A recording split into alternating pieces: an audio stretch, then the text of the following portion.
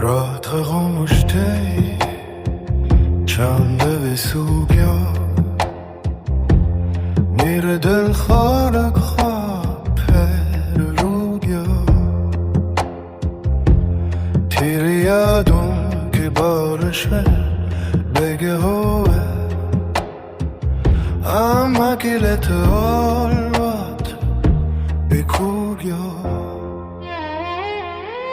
تیری باتون که خوش بوه تکجه میری سانسون زنده تیرایی نشه تو گیا تو لگا جایسه دمیاگی ابش دل بیسه لکتا اپنه مکا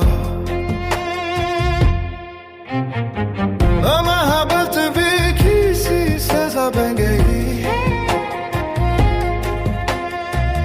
میری هر خوشی مچ سجده بنگی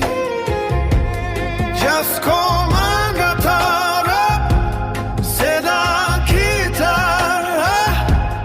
وی قسمت ملکه هویا بنگی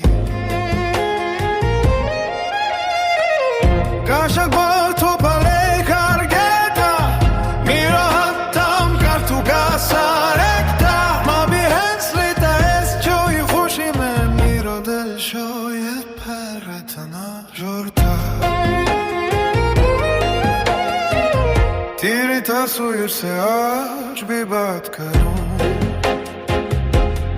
اپنے زخم کو خاموشی سے سینه تروں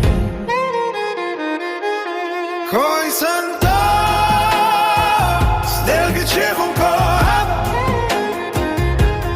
میں دیروں میں بس خود ہو گئی ہوں کیا کرنا اگر کبھی میری یادوں تے گزرے گا تو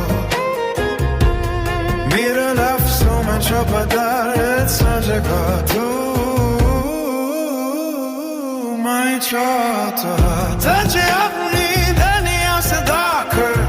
ये हवी और के भी देर से समझेगा तो